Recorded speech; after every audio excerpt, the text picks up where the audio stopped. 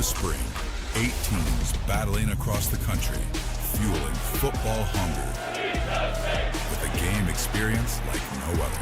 Big energy, high-flying plays, breaks free for a touchdown. Innovative tech that brings you inside the action. This game keeps getting better with new cities, new teams, new stadiums. This is just the beginning. This is the United Football League. 3, 2, 1, 0.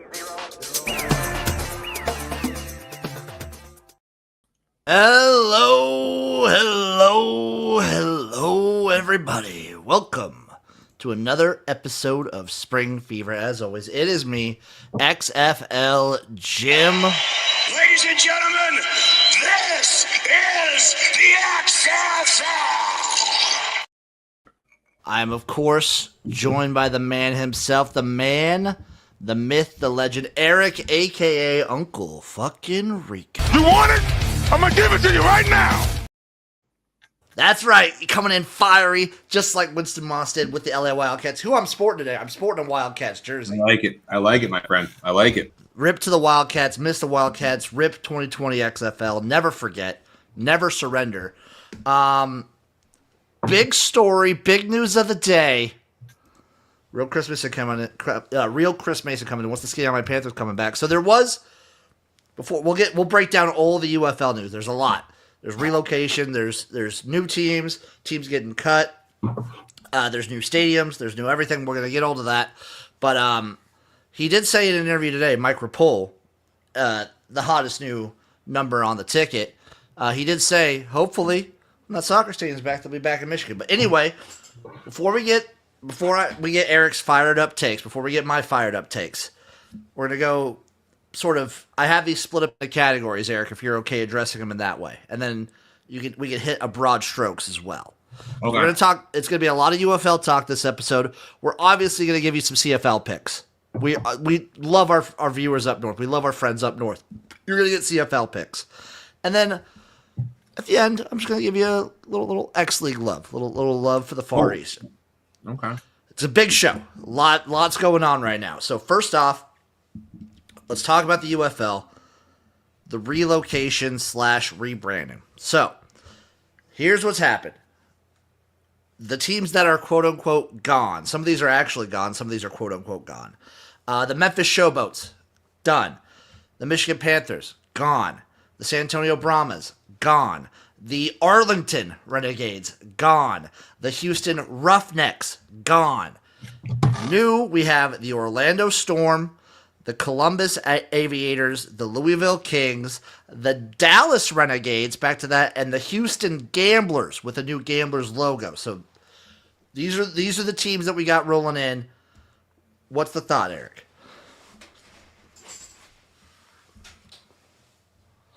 Fuck the UFL. Oh, wow. Coming in hot. I mean, here's the thing, dude. Like, we talk about it all the time. What is it? Connect to the fans. Connect to the fans. Connect to the fans. Now, get it. Look, Memphis, but a complete shit show. Didn't work there. I get it. Michigan and San Antonio, it was working there. People were coming to the games. Now, did they F up by signing a contract with Ford Field, which cost X amount of money in order to produce? Yeah.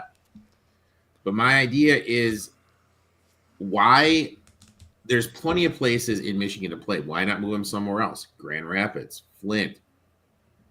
There is a million stadiums where they could have played in Michigan. It makes zero sense why to move them away from Michigan. How can I word this? When the USFL started, it was the market, bring spring football back. When the XFL came back, The Rock's big thing was it the 54th man, 56th man, whatever. What is the UFL slogan? Like, I have no idea. I feel they're just throwing shit at the wall, shit at the window, and hoping it sticks. And plus, here's the other thing. I'm a media member of the NBA. I have a media credential for the NBA, the NHL, MLB, NFL. I got denied by the UFL. You got actually denied? What? Because I know they're hiring more people. They didn't even reply to my request for a media credential. Okay.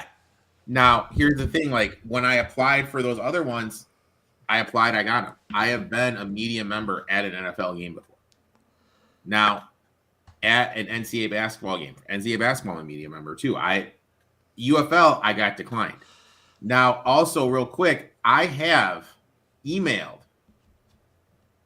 Okay, so you didn't know I do this. I'll tell you this now.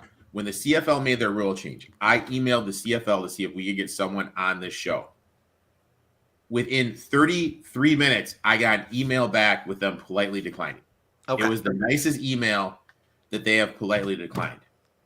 I have wrote an email to the UFL 11 different times about shit.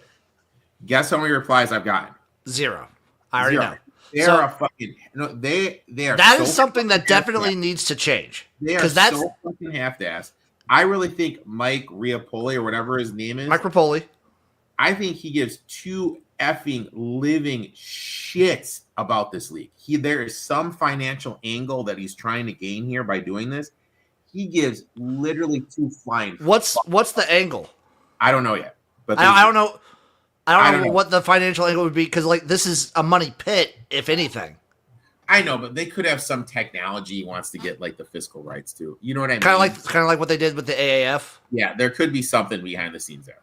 I don't know if I see it. it's too much of a money pit. Like I don't see any way to like fully make money if you're trying to get out quick. Then why do you if you're just trying to if you're trying to get in and get out, like I don't see a way to make money. No, but there's got to be some intellectual thing he can get his hands on. That's the thing that makes sense to me.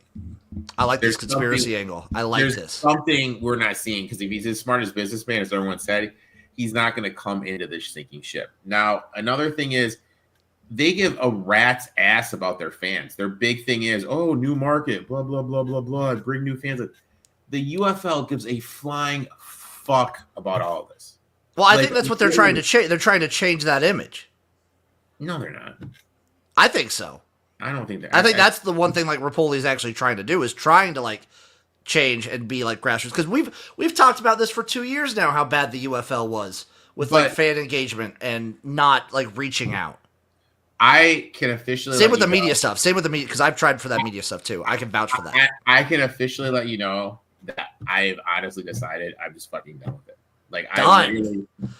So why is this why is this what breaks the back? Just because it's just too much of the fuck you stuff. You know what I mean? Like, but the fuck you stuff has been going on consistently for like the last 2 years. But like, it's so much of the fuck you stuff. I was just like, I don't see how like this adds any more fuck you stuff. It just 11 emails, dude. 11 emails. Just like I'm done. Like, were these all recent? What? Were these all like this week? I've sent 3 emails this week, dude. Yeah, like again, the UFL like they have been. This has been a multi-year thing. I hope they hire new people, and I guess he has said they're trying to get more people and they're trying to be more grassroots. I'll believe that when I see it. Like, I'm skeptical on that, but like that's nothing new with the UFL.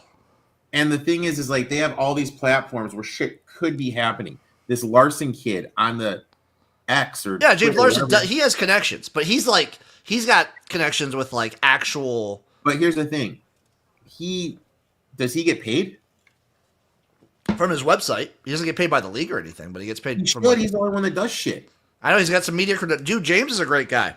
He's the only one that does absolutely anything for that fucking dysfunctional fuck of a fucking joke of a fucking football league. And this fucker's gonna be gone in 2 years, dude. I'm so surprised of like why you're coming out with this now. Like if we talked about this like months ago, you weren't this way. Like let's look at what is gonna happen. Okay, time out. When does the season run? So that was another. I'll skip around. I'll skip around here. I just have a question for you. Just tell me the months it runs. For this next season, it'll be the same as it was this last year. It'll be March 27th to what was it, June 10th, something like that. All right. So like at the end, next year it'll be the same. Middle of May, June. Do you want to be fucking sweating your balls off in the Orlando? Yeah, next season's going to be rough with that. I agree with the start time. They did talk about He did discuss at a press conference moving it up in 27. And they're never gonna fucking make it at 27. Eric's fully out. I like it. We're gonna have arguments on the show. Dude, like, if you do your streams, I'll fucking gladly come on, but I'll have some basketball game on and I'll fucking talk to you. But this shit, like, I'm honestly, I'm done. I'm wiping my hands, dude. It's done so fucking half-assed. This could have been something, but again, they dropped the fucking ball, and it's just like, dude, like, why am I gonna use my time to watch something that just gives me the middle finger? It's just like, oh, whatever. It's the email. Okay, it's definitely the emails that broke Eric's back. I can tell. I'm done, dude. I'm fucking done. Fuck the UFL. But I don't understand. Okay, I don't know how long you've been emailing him for. I apologize to the wrong fucking Twitter handle. I said that was hilarious. I don't know how long you've been emailing him for, like, consistently, but they've been like this since inception. Dude, who's talking shit about my boy Flint in Flint Town, dude? I love Flint. I don't. You said Flint too. Flint too. Okay, he's rooting for him. He's rooting for him. Yeah, he's rooting for him. But come on, baby. The next point that Repole, besides these rebrands and removes and whatnot, the emphasis is going to be on smaller stadiums. So now, I think the smallest stadium is Louisville at Lynn Family, about 15,000. A bunch of MLS stadiums, and then it's Protective in Birmingham at 47,000, and the Dome at St. Louis at 66,000. So they're trying. He said this coming in. He said that he wanted to make it seem like a better product on TV by having more quote unquote full stadiums, full looking stadiums, I guess, because you could have DC can bring in 11,000 people. It looks way better than on TV than when Michigan was bringing in like 16, 17,000 at Ford Field. That's funny. You and I fucking talked about this 2 years ago. Like, you know, it's just, I don't know, man. It's just half-assed after half-assed. It's the new energy of Repole. We'll see what happens with that. He's trying to ignite the league. He's doing pressers all over the place. He's actually, and I've made this point, and I've seen many people make this point, that Mike Repole has done more like media and put more effort into the UFL in the last like month and a half than The Rock has in 3 years, if you count the XFL in 2023. Because The Rock is still like kind of an owner, but The Rock does nothing, dude. The Rock has done nothing. It's bad. New logo for the league. I think the new logo is fine by itself on its own. I didn't mind the old UFL logo, but this is more of a just general thing for me and logos in general. I'm sick of like the super simplified black and white logo. I want some effort. I want some emotion. I want some color. Is that crazy of me? No. Where is it? I haven't even seen the new logo yet. I can pull it up. You haven't seen the new one? Okay, let me see if I can pull it up. Boom. Okay, I got a picture of it right here, Eric. Open image in new tab. Present, share screen. This is the new logo. Like, I think it's fine on its own. The other one wasn't really like anything special. It's fine, but it's not like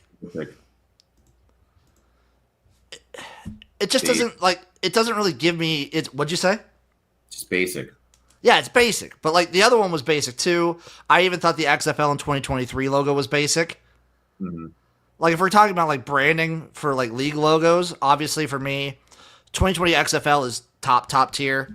The USFL logo, love it. Love that logo. The stars and bars and all the letterings with the double lines underneath. I like a logo to have a little emotion and color. This is just more like Twitter's new logo, X, is stupid. I feel like there's nothing behind it. And I feel like so many things are going to like these minimalistic black and white logos that just pisses me off. Yeah. Yeah, I agree 100%. I like that. I like that Repole's doing pressers. So in Orlando, these are some things that he said. He's promising more grassroots marketing, like more actual like in market marketing. He talked as an example of like when teams go out to travel, sending the teams out like 3 days in advance so they can actually do stuff in market as members of that community. I like the words. At this point, we're kind of like still wait and see. Like I'd like to see action more than I like to see words, and we won't know about that until obviously It's later. funny because everything he's saying, you and I have said before. Like, it's just this thing isn't. It seems pretty common knowledge, right? It isn't fucking rocket science. You know what I mean? And like, That's why I'm okay. I'm okay with him, and I like him a lot coming in, and like actually trying to put effort into it. Like I haven't seen Danny Garcia in a year. I haven't seen The Rock in like 3 years. Who knows what Redbird's been doing? They've just been sitting on their asses. yeah. I like the effort. I like the new energy he's kind of been bringing in. Other things going on. All new uniforms for every team. Every team get new uniforms. You want every team to get new uniforms, or every team is getting new uniforms? Every team is getting new uniforms. Like, Okay. The colors are probably staying the same, but new uniforms. This some speculation on like, is the deal with Under Armour kind of like not doing anything? And Repole does have his own clothing brand, so Oh, there's a shocker. maybe that. But The Rock, it was the same thing with The Rock. But I don't know. Like, so everybody that just spent all that money on that overpriced piece of shit clothing last year, basically, fuck you. It's all outdated now. Well, you know what we've been now- always saying? Hey, Eric, you know what we've been saying, though? You shouldn't buy the official UFL merch anyway. You can go over to Royal Retros. Use promo code SPRINGFEVER, all one word, all caps, 10% off. It's cheaper.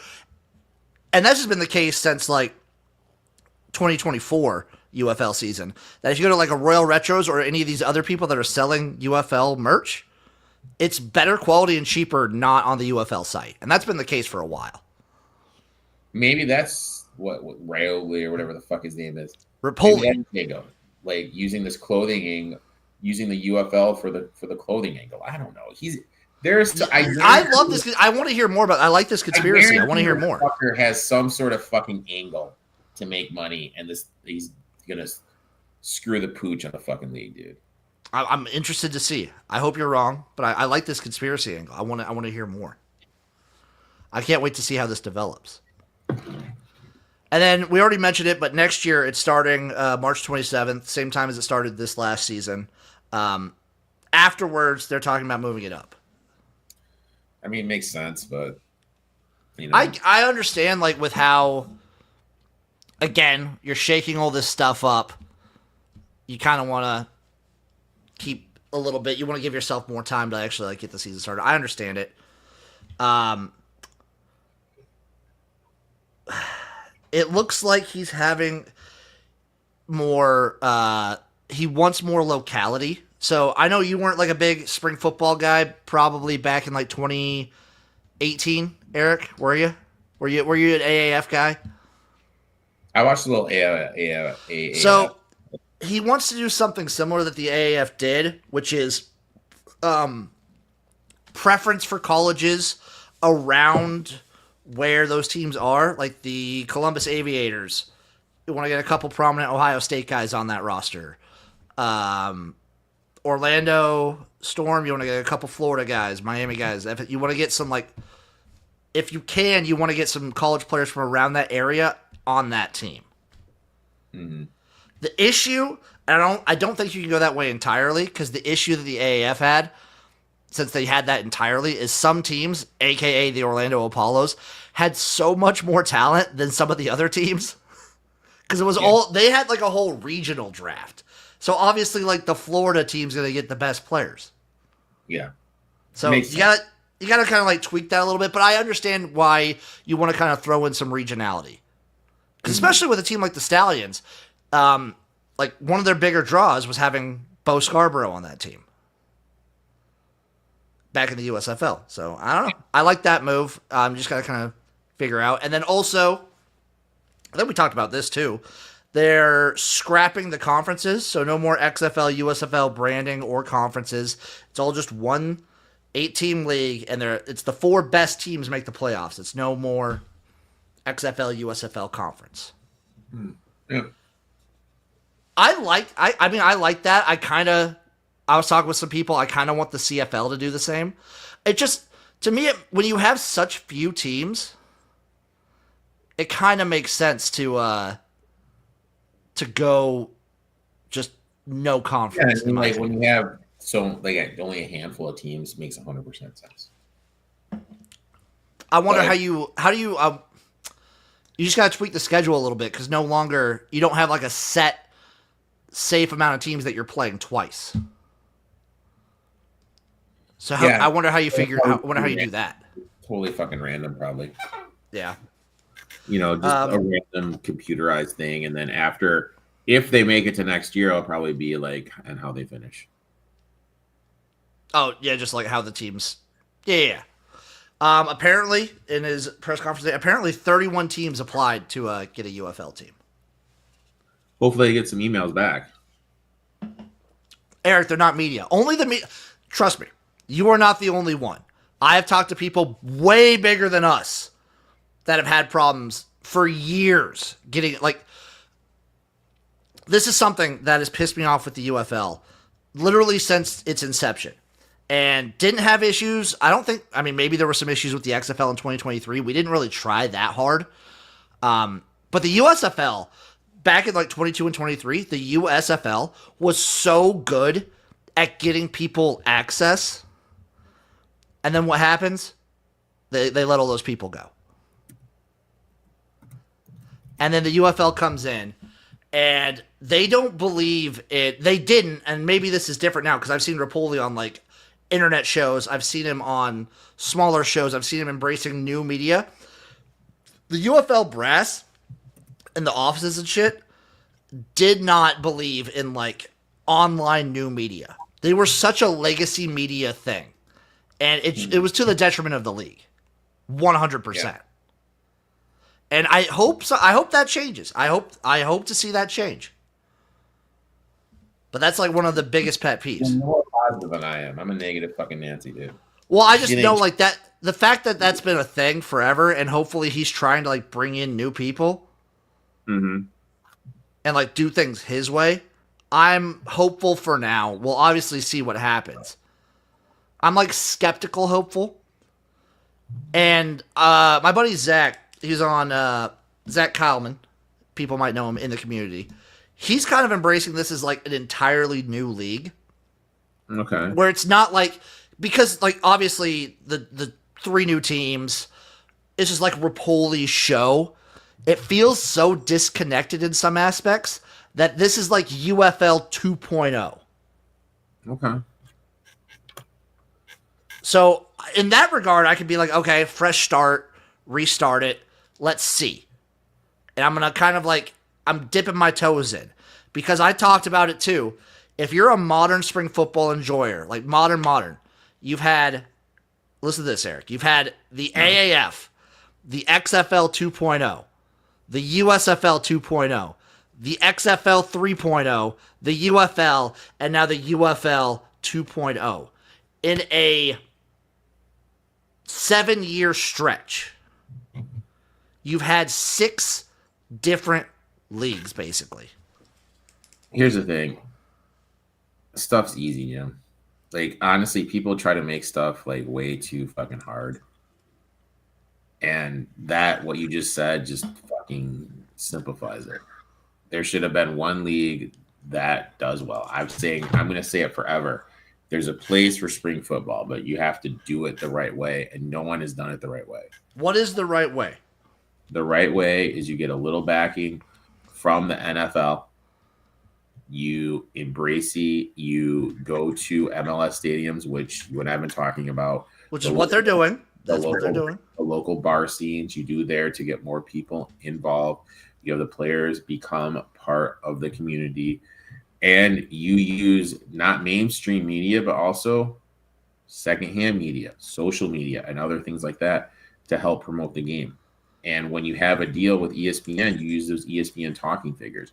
I've seen the clips that Larson has posted with McAfee talking about the UFL. It's a fucking joke, dude. Everything about it is just it's just half-assed. It's just a fucking joke, dude. To his credit, since he's been on, Repole's been doing that though. He's hit the media circuit. He's been on FS1. He was on that Barstool morning show. Fuck Barstool, dude. Hey, you talk new media though. You can't say what you want about them. They're huge. Fuck Barstool, dude. Dude, the reach is crazy though. No. It's nuts. I don't support racists, Jim. So fuck Barstool. That's just me. I don't support that stuff. That's just me, man. Other things that Repole talked about. I know this is way far in the future. I know Eric doesn't believe, but he did talk expansion. I think he was asked about expansion. You can't even fucking do it right with 8 teams. But hey, let's someone asked about him. This is like dream scenario. So this is like the goal. The goal would be 2 teams every 2 years. Jesus. Oh, we talked about that after like a year 3 or 4 situation when the UFL was back in 2024. We talked about it. And then he's like fully in on the developmental league thing. He came out and said like he really wants to get players like into the NFL. And then he also said if you've been in this league for 5 years or more, you probably should get a job in media or coaching. Does not want guys to stick around. He wants them out quick. So no more Perez? That's what I took away from it. So no more guys like Luis Perez. No more guys like Jordan Ta'amu. No more guys like Jamar Smith, which I hate. That's probably the first thing that he said that pissed me off. Because I think you and me, this is like the only thing we disagree on the developmental league thing. I think it does need to be like that. I think, yes, I understand you want to get guys to the NFL. That's going to be probably your best selling point to like getting the best players. I think once you start billing yourself like that, you're done. Because people already are going to see you as like minor league. And just to like play into that, I feel is a detriment to the league. Because if they're fully in on like, we're a developmental league, we're only trying to get guys in, roster turnover like crazy, you don't get attached to these players, I'm probably out. Oh, then we'll both be out. That's, to me, my favorite thing, my 2 favorite things about spring football in general, and this is like UFL, XFL, arena, any kind of spring football, CFL too, is the access you have to the players. Just being able to like DM a player, like we've DM'd players, we've talked with players. Having that level of access, I've had players tweet me, is amazing, and being able to follow the storyline so closely of these players. Those are my 2 favorite things about spring football. How close and how personal I take some of these stories. You have guys like Luis Perez, like Scooby Wright forever, that were in the AAF, the XF. They have been all over spring football. They are legends. They are like pillars. And I don't like, at some point, this is the ceiling for a decent amount of players. Why shouldn't they be able to be in this league? Yeah, this is what they want to do. They should be able to do it. Why not? If they're beating, if you can't go out and beat a guy like Luis Perez, guess what? You weren't making the NFL anyway. Yeah, I mean, so I don't see a problem with it. I just hate. Obviously, you want to get guys to the NFL, and you can promote that, but I don't want this league to bill itself as a developmental league. I don't know, Jim. I think you need to have some sort of tie to the NFL for it to be successful. Well, the tie is getting players there. Yeah. And I mean, you got to kind of have, what was it? What was the whole Rock thing? Player 58, player 56? Player 54, because like there was like the guys that just get cut right off the roster. Yeah. So I mean, like that was the thing. And like that was cool. Where it's like these guys are good enough. And the NFL back. It's just, well, There's two things for that. I don't think the NFL will ever back one of these leagues because why would they? Like, what's in it for the NFL? Pipeline to players, pipeline. They to make money. have that already. When they're not backing it though, they're not putting any money into it. They already have that. Yeah, that's true. I mean, like, I don't see why the NFL would get into that. Like, they don't do it with college. Yeah, but if like they would do it for the money, they'd do it for the players, dude. If so, the only way I've seen people explain it is like if the NFL gets involved in the offseason, do they send guys that are on their practice squad to the UFL? Yeah, I mean they could do that. But God, I would hate that because the second a guy starts doing it in the UFL, you're going to pull him so he doesn't get hurt. Mm-hmm. I would hate that. I would hate that so much. I don't want the NFL involved. I want to send players to the NFL. I want that to be a selling point, but I want this to be its own league. Okay. And I still believe something like that can be successful if you're putting out a good product. And I feel like they're so close. I feel like they've been so close. You and me talked about it. The issue with these leagues, the issue with the UFL for the past 2 years, in my opinion, I don't know about you, but in my opinion, the issue with the UFL, especially last year, was not the product on the field, but everything off the field. Oh, I agree with that 100%, dude. Yeah. 100% I agree with that. And until we see some changes in that regard, like, Repole is doing some good stuff. He's saying a lot of the right things. This one scared me. The developmental stuff scared me. He's saying a lot of right things. But until we see real change, until we see this league getting fully involved in local markets and doing real things, like we were praising Memphis last year, but again, that was 1 month before the season started. Mm-hmm. We need to start seeing stuff, if not this month, next month. If not, then December. Like, we need to start seeing stuff really soon. Start sprouting up in these markets. Or else I'm going to start to get really annoyed really fast. And this will turn into a show where we just shit on a spring football league for like 15 minutes before talking about the CFL or arena football. Yeah. And I don't want it to be that because I love the UFL. I love the players. I like a lot of the coaches. I love this league. I love what it means. I love what it represents. But, like, Eric's 100% right.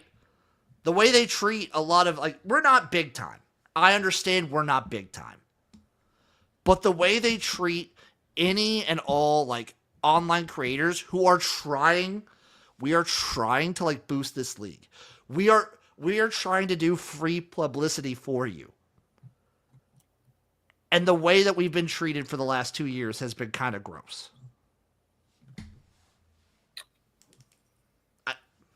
And it's just dumb. Like, it's like, like, you're a way nicer guy than I am, Jim. I just say, fuck him, I'm done. Well, I just hope they fire the person that's in charge of their comms. I'm done, Jim. I'm done. Eric will drop you like a fucking hot sack of shit. I'm Icebox. You know what? Fuck Underdog. Fuck the UFL. Eric, hey, do you want to do like a hate podcast sometime? Yeah, I can do a hate podcast. You want to just make like a list of like people you want to just say fuck you to? Yeah, I have a long list. Fuck Prize Picks? Prize Picks has been fine to me, dude. Underdog was the one that we tried to. Fuck Underdog. Official fantasy partner of the UFL last year, by the way. Yeah, fuck Underdog, man. Any other things you want to get off your chest about the UFL? It does suck. It does suck for like Michigan Panthers fans. And I don't want to hear like the only thing that he could do was obviously people will say Ford Field was unattainable, was like you couldn't keep that up. And I understand that. There were ways to like move around Michigan, but then maybe it was like he didn't want to do anything temporary. I don't understand, but I feel bad whether or not it was like they could stay or not. I still feel bad for the Michigan Panthers fans. They were one of the most passionate fan bases in the league, and I only hope if the league is back by the time that soccer stadium gets built, that's a big if it's back, that the fan base like gets something out of this, returns, and they have like some prominence again. I'm gonna go on a limb and say no. Okay, let's Eric, you and me. You want to do a T-shirt bet? Sure. Okay. The bet will be.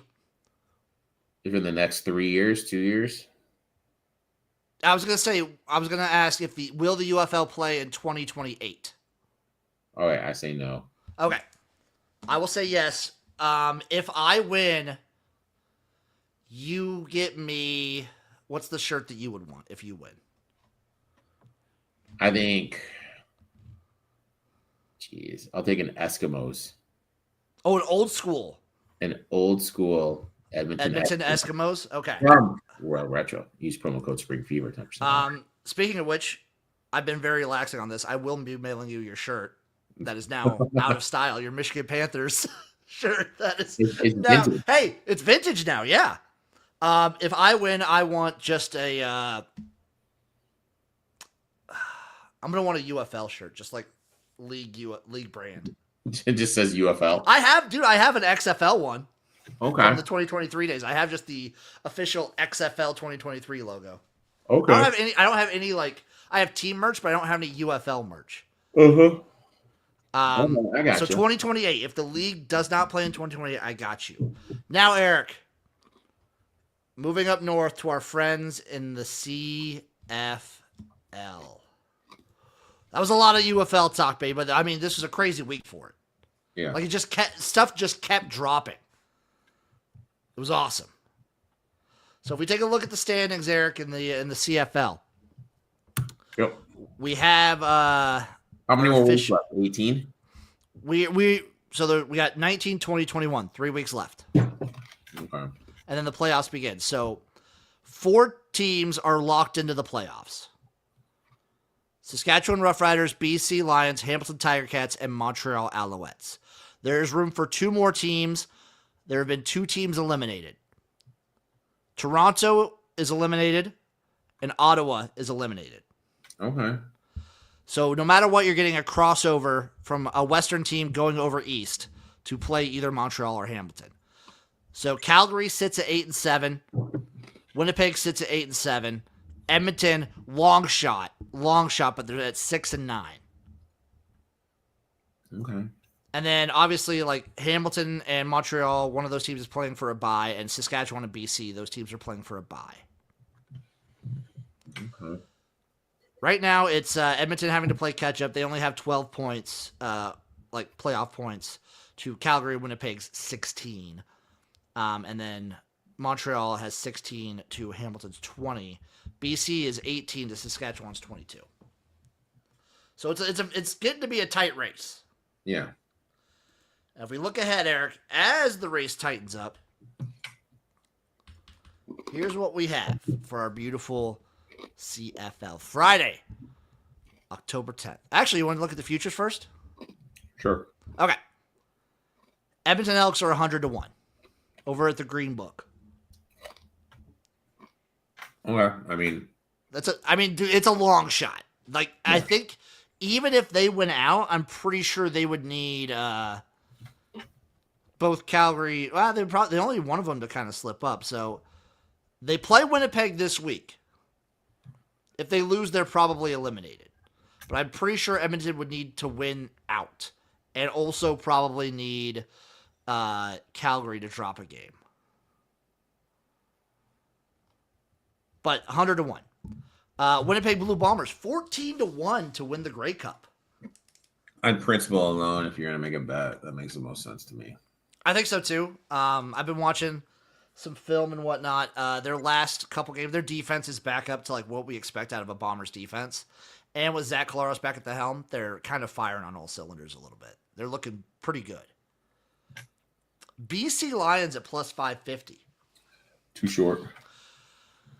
I understand. If you can find longer, I would definitely take this. But the Calgary Stampeders are also plus 550. And if you're thinking anywhere around that range, I think the BC Lions are an infinitely better bet than the Stampeders. Okay. The BC Lions offense, when that offense is on, it is unstoppable. No team is beating this BC Lions team when Nathan Rourke and that offense is clicking. With Rourke? Oh, dude, so good. We're talking about Stampeders being plus 550. I feel like they're kind of slumping into the end of the season. They haven't looked great. Montreal Alouettes plus 470. Yeah, limping. Alouettes plus 475. No. Even though they are looking feisty from 2 weeks ago. Still no. Hamilton Tiger Cats plus 250. Rough Riders plus 220. No thank you on either of those. I agree. I think Winnipeg is easily your best value, plus at 14-1. Now, to this week. Friday, October 10th, 8 p.m. Central Time. The Toronto Argonauts take on the Saskatchewan Roughriders. Eric, the Roughriders are 10.5-point home favorites here. Total is 50.5 plus 400 on the money line. If you trust the Roughriders to cover a 10-point spread, that more power to you. Mm-hmm. They barely covered I don't even think they covered. They barely won by 7 against the Ottawa Redblacks. Easily the worst team in the league last week. And then they barely won. They lost to Edmonton week 17. I'm going to say this, Jim. I want nothing to do with this game. I want to take Toronto, but also you have to factor in maybe Toronto is like giving up on the season now that they're eliminated. So I think the main thing is like for a game like this, like, is there like some sort of contract stuff? You know what I mean? Like, do they do that stuff up there where if you get X, you get money? Like, probably, obviously not to the extent of the NFL, but probably. I don't know. I'm not big on contract. Like, I'm not that kind of reporter. I'm not any kind of reporter from being. Well, I'm just saying, like, that would be the way to look in a game like this. That would be the way to look, dude. I'm just worried that they kind of like are just giving up too. Saturday, doubleheader on Saturday, Eric. Lay it on me, big dog. Calgary Stampeders at the Hamilton Tiger Cats. The Tiger Cats are 3-point home favorites, over under 58.5, plus 130 on the money line for the Stamps. Both teams playing for something here. Hamilton at home, though. Bo Levi's look pretty good. I kind of 56.5. Calgary's been looking sloppy. I would lean to the first half under. That's my lean, Jim. I don't hate first half under. Strong. I don't hate that. Probably lean towards the Ticats at home -3, by the way, too. Yeah, I'm gonna take the Ticats -3. I got you. Saturday night, 6 p.m. Winnipeg Blue Bombers versus the Edmonton Elks. The Blue Bombers are 3.5-point road favorites, over under 53.5, plus 160 on the money line for the Elks. You touching this? Eric? Bombers 3.5-point road favorites. Edmonton. I'm taking the over 53.5. I'll tell you that much for free. I will take the over 53.5. Edmonton playing for the life. This is an backs against the wall. I will take Cody Fajardo and the Edmonton Elks on the money line at plus 160. Look at you, dude. And then, Eric, the rare Monday game.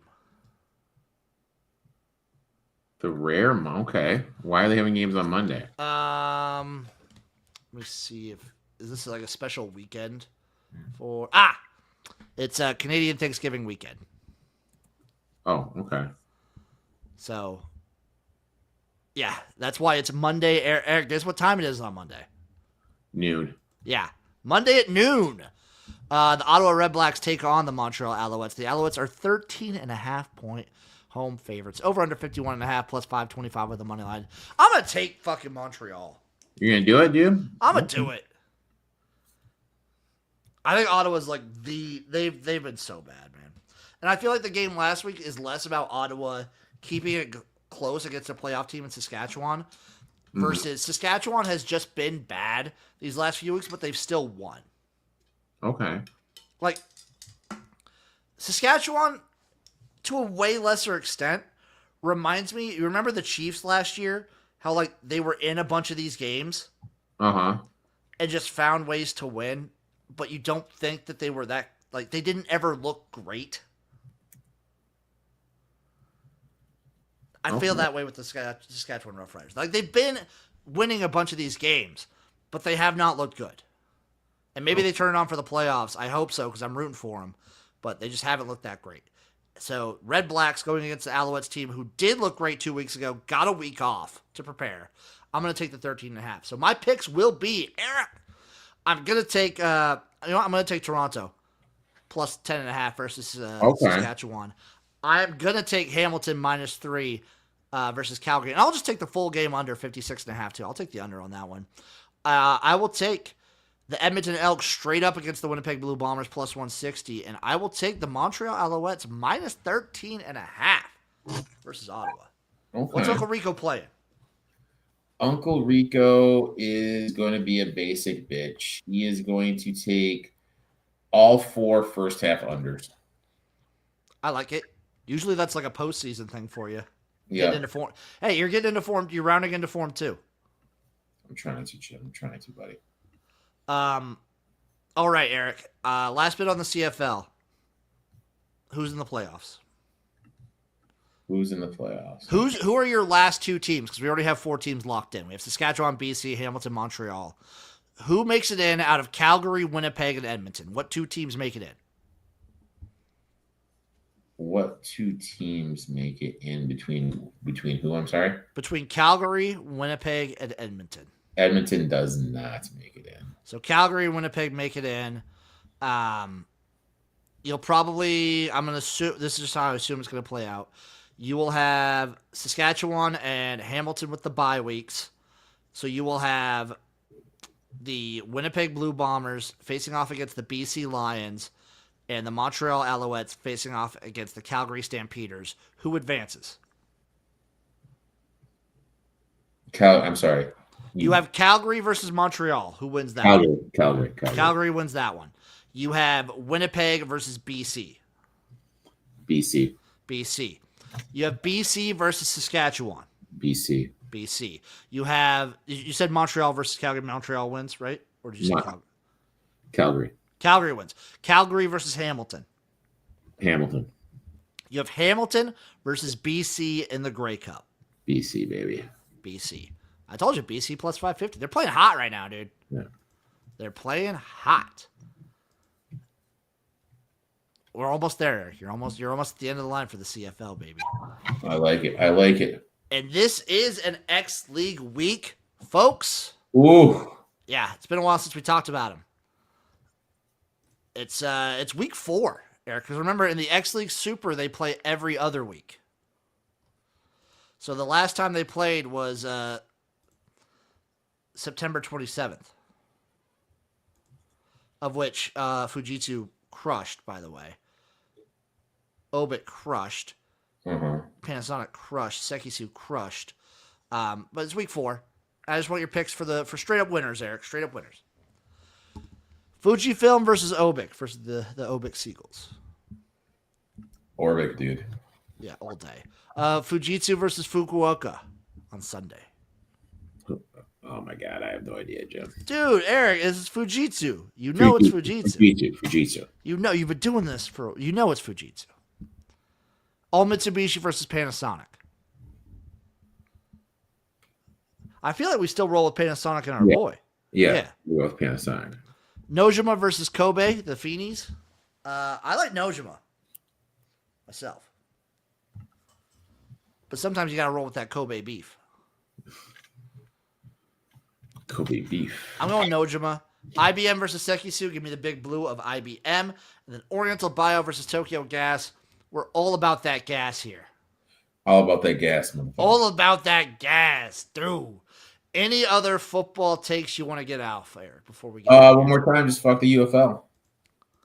What was the biggest thing that made you say fuck the UFL? Is it the emails? It's not the email, dude, because you know what? I just feel they don't give a rat's ass about us. They came in here, this, that, the other thing. They just don't care. They just don't care. I will say this. I like the energy Repole's bringing in. He's saying a lot of the right things. I am ready to get hurt again. I mean, I say right things to the girls at the bar at 2 a.m., Jim. Do you take them home? No comment, Jim. This is a family show. You get lucky? Jim, this is a family show. So, hey, if he takes us home, he wines and dines us. I put out, Eric. That's all I'm saying. I put out. He's saying all the right things. He's making me all tingly. I'm ready to get hurt again.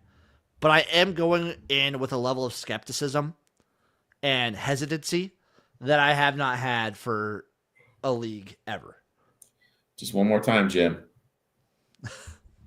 I like this. We're gonna have very different takes on this. I love this. Thank you all for watching. Thank you for listening. We appreciate you. We love you. And we'll see you next time for another hot and spicy episode of Spring Fever.